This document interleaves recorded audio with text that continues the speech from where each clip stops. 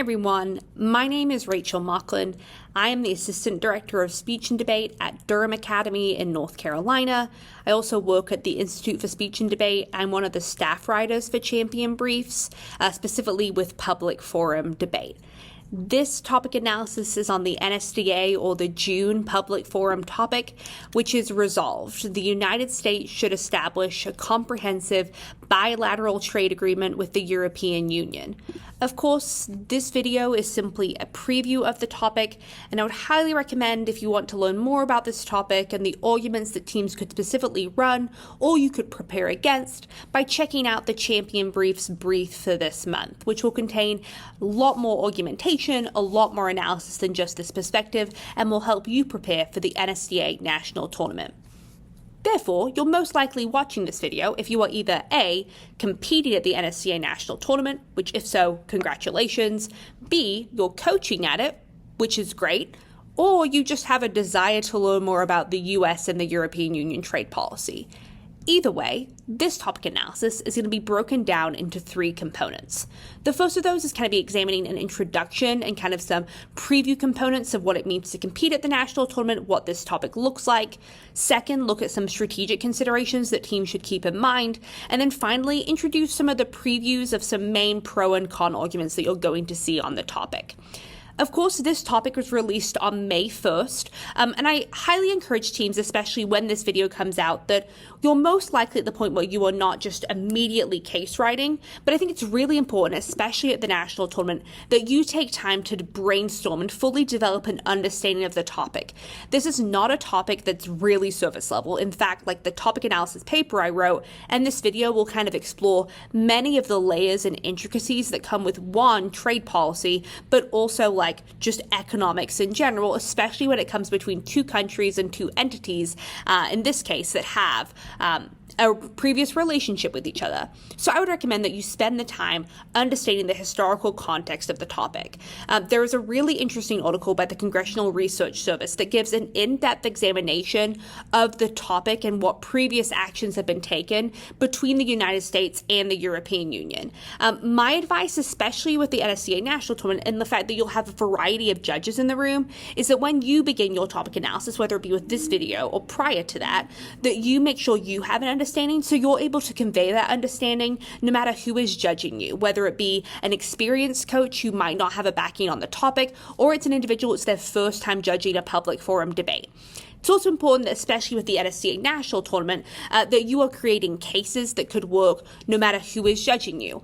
You, again, will have two judges in the back of each of those preliminary rounds, so making sure that your case is cohesive enough and tells a narrative that no matter what type of judge is judging, that they'll be able to understand the messaging that you're giving and want to vote for you at the end of the round. So those are some important introductory notes to consider. The second part, and probably the most crux and most important component of this topic analysis, is that of the strategic considerations. There are lots of different strategies to consider, and I'm going to kind of break that down into three main components that teams could definitely look into to examine more. The first of those is by looking at the history of US-EU trade relations. Second would be defining what it really is to have a comprehensive bilateral trade agreement in practicality. And then third, examine the role that other countries are going to have on the resolution itself. So like I already said, history is a really big component. When I read this topic, I guess like being Scottish, I uniquely was like, oh, I really like to care about EU trade policy. That's probably not most people's reaction to this topic, especially considering like, Brexit for me specifically, but also the fact that people don't really want to talk about trade. Probably some people have seen this topic and been like, this is not something I want to talk about. Actually, I think once you look at it beyond the surface level and kind of look more in depth with it, you'll probably have more of a understanding of what this topic can mean and what that truly means in general.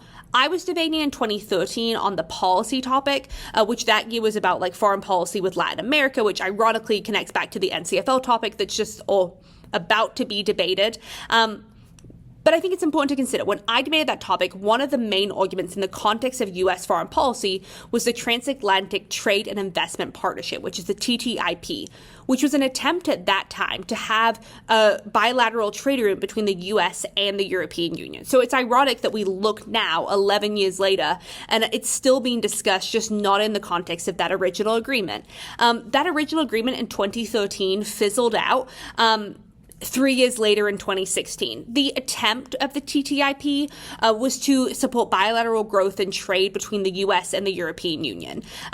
There were lots of different components and parts of this deal, such as ensuring equal labor rights, lowering trade barriers, assisting with customs cooperation between the two.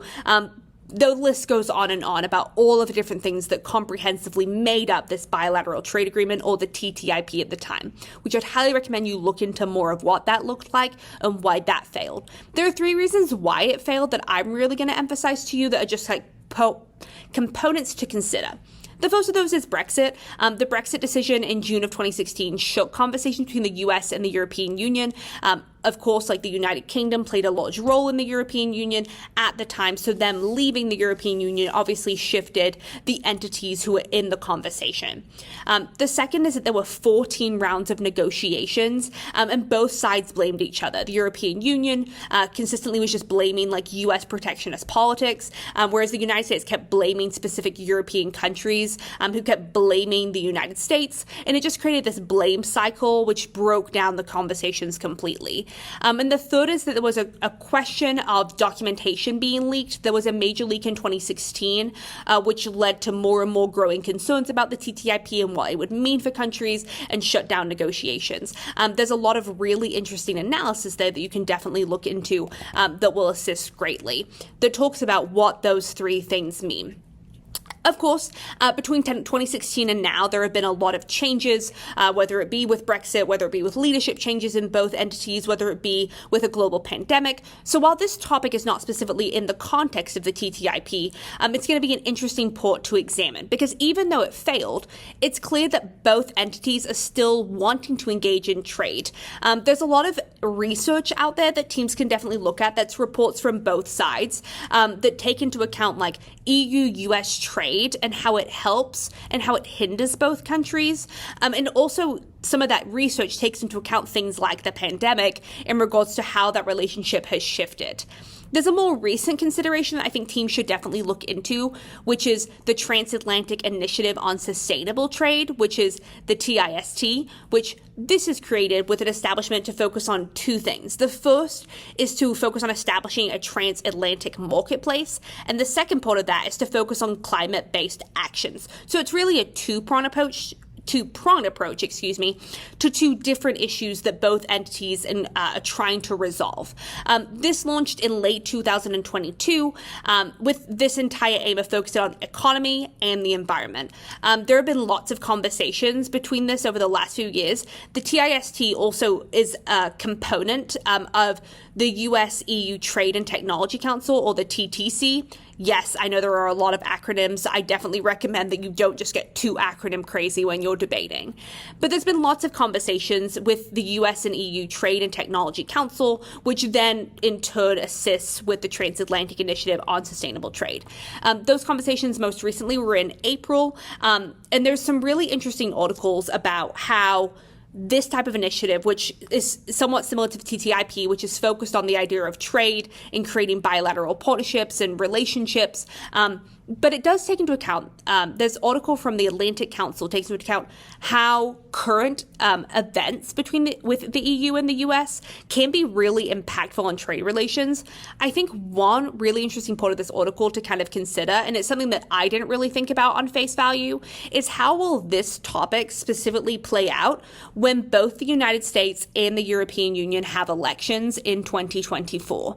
I think that's something that's going to be really interesting, really, because the EU election for Parliament is the week before the NSDA national tournament. So I'm curious on twofold. One, if that's going to shape how teams evaluate their arguments, and if they're going to be we're going to focus on arguments that kind of go away from that idea of like the parliament having any impact on trade policy, or if teams are going to want to be really innovative based on the changing times that are happening in the EU parliament. Since that's happening so close, I think I would definitely encourage teams to consider updating their evidence about how the election could impact it. A big thing to consider, this EU election isn't something that just happens all the time. It is the first EU election since Brexit. In, I believe, January 2020 or 2021, they made the decision to reallocate those seats that originally were with the United Kingdom to other countries in the European Union. So this is going to be the first election since Brexit really happened beyond just simply a vote. So what is that going to mean? How is it going to signal to other countries what EU stands for in regards to its relationships with other countries? I think it's important to look at the many memos and documents that come from those meetings with the US-EU Trade and Technology Council, but also to look at it in the context of the EU election. And there's also the possibility of looking at it in the context of the US election. Like, what will this resolution mean when we may have a change in leadership in November? What does that look like? And these are all questions that I think teams need to have answers to in order to have a strong and compelling debate. The second part of strategic consideration, because I know it's a lot of history and it takes time to understand it, so I definitely recommend doing the research, but the second component of this topic analysis is to find a clear definition of what is a comprehensive bilateral trade agreement. And the answer, I researched this in a lot of depth, and there's not ever a clear cut, this is the definition of what this means. I would recommend that teams create definitions of what this means based on looking at what different countries and entities contextualize as comprehensive bilateral trade agreements. So examples of that could be that the EU and Canada has a comprehensive trade agreement, that the United States has over 20 with different countries, and these agreements can be found online, and I would definitely recommend that teams take some of the verbiage from those documents when establishing their own definition of what they want it to look like in the context of what both countries want. I would keep in mind that you shouldn't just copy and paste a definition from a different trade agreement, because it might not be in the best interest of both countries, which is the intention that the pro team certainly is going to want to focus on. It's important the judge understands what they are affirming and negating at the end of the debate, so it's important that you define that more clearly.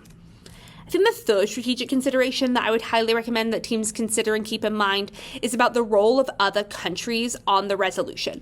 This is really going back somewhat to how I really viewed the United Nations April topic, and how that was considered in regards to how will other countries act or react based on the action of the resolution. So in this context, there are a lot of moving pieces with the EU right now. A great example of those would be China. There are articles being released as I was writing my topic analysis about how China is visiting Europe to have conversations about trade and investment, and they're really high items on the agenda.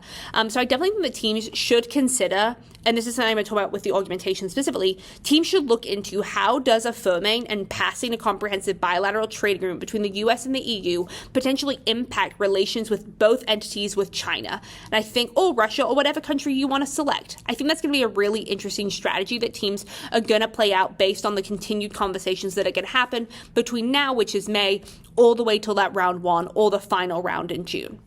So then the last part of this topic analysis is kind of looking at some of the key arguments in the debate. Again, I'm only going to really present to you 2 key pro and 2 key con, but again, the Champion Briefs packet will have a vast amount of more that will help you with your brainstorming. So when you look at the pro side, I think one of the great components of the pro on this topic is that there are already initiatives in place with the aim of having a bilateral trade agreement, which means that you have the SQO on your side in regards to the attempted action is happening. Kind of the downside to that is why hasn't it already been happening? And that's a question that I think pro teams should be answering. I think the 2 arguments that I would really focus on for the pro, the first one is really, really stock, which is just economic benefit. While it does sound simple in nature, I think that teams could take this in a lot of different directions. I think it's important to look at not just the economic benefits of a single entity, so it shouldn't just be US economic benefits and you just get super hyper US focused, but instead should look at the entirety of both sides of what is the tit for tat response that both entities are getting from affirming the resolution. I also think you could specify like specific parts of the economy, so that could be housing or agriculture or technology. So rather than it being incredibly stark, you could have multiple subpoints or scenarios that allow you to really examine the topic in general, more than just the economy. And with that, I would encourage teams when they're creating things like block files to not just have answers to economy, but instead have things like answers to housing econ scenario, answers to agriculture, answers to US economy, rather than just holistically group them. I think the second argument, which connects really to the 2019 September topic, which is about how passing a comprehensive bilateral trade agreement between the US and the EU would help with competing with the China Belt and Road Initiative. The 2019 September topic was resolved the European Union should join the Belt and Road Initiative. So in some ways, this resolution is somewhat the opposite effect or the opposite option. I think that pro teams should make sure they create a world where it is mutually exclusive, but I think it brings a number of questions about like why the BRI is good, why the BIR is bad, what is the benefit to the EU? EU only has a certain amount of bandwidth. They can't really do both things. Which one would be better for the EU? Why should we not be supporting like China's Belt and Road Initiative? Those are the questions that I think the teams could definitely contextualize into a strong narrative. Again, that does not mean that Rachel has just said to you that go take the September prep. It's really just to conceptualize like the world is constantly asking these questions, so we should also be doing the same with our argumentation and the research that we find. The other side of the debate is obviously the con side of the debate. So when considering this resolution, I think it's important that the narrative that the con tell you is it's about how this type of agreement, while it might be good in theory, has unintended consequences. I always think like it's kind of like the pro team has painted a picture, but it's not a reality of what the world actually is. And I think that type of story and analysis makes it really compelling. So the first topic I would focus on is about how like potentially this type of agreement would antagonize China because of the competitive nature of it. So I already kind of explained in the strategic stuff, like there is analysis and evidence that says that China is already prioritizing conversations with the EU. I think the narrative would be like if the US swoops in and focuses entirely on the EU, China's going to feel pushed aside, which could lead to whatever consequence or pushback you want China to have towards the EU. This could be cutting off trade relations that are currently in place. This could be more than that. This could be looking more in a military approach. It's whatever you want that chain of events to be. There's a lot of evidence about conversations that are happening. There's evidence from May the 6th about China meeting with countries such as France right now, and what could those consequences be of like those type of relationships. So I think that's a really interesting con argument to consider. The other one I would consider that's an interesting argument is about like the idea of fracturing because of bilateral relationships. There's an article that I cite in my topic analysis, which is from Cornell International Law Journal. It is from 1989, which I understand people are going to be like, that is a really old article. That is true. I'm using this article to kind of contextualize the fact that there is an argument to be made that bilateral trade agreements cause fracturing between countries rather than using a multilateral action. Now remember, counterplans are not a thing in public forum, but it could be interesting for con teams to examine that rather than doing a bilateral relationship between these two entities, looking at more of a multilateral relationships, which could definitely be a net benefit to the other contention idea that I proposed above. It puts the pro in a position where they have to defend why comprehensive bilateral trade is the better option rather than having multilateral trade relations in general. Those are just two of the arguments, though, for the con, two for the pro. This was simply a preview of the topic, and I hope it helps you prepare for the national tournament. Of course, economics is not always the most interesting, but I hope that this topic analysis is presented to you in a way that has allowed you to kind of view what the topic can look like in a lot of different ways. I wish you all luck at the NSDA National Tournament and good luck as you head into the summer, and I hope to see some of you back next year.